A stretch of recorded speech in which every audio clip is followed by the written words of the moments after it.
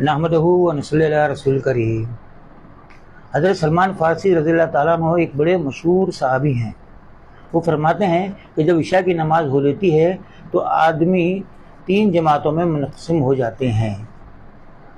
एक वो जमात जिसके लिए रात नेमत है और कमाई है और भलाई है। ये वो हजरात हैं जो रात की फुर्सत को गनीमत समझते हैं, और जब लोग अपने आराम, राहत और सोने में मशगूल हो जाते हैं तो ये लोग नमाज में मशगूल हो जाते हैं।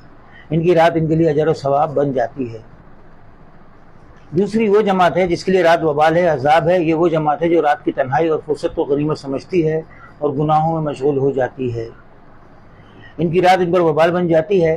तीसरी वो जमात है जो इशा की नमाज की पढ़ कर सो जाती है, उसके लिए ना वबाल है और ना कोई कमाई, ना कुछ गया और ना कुछ आया।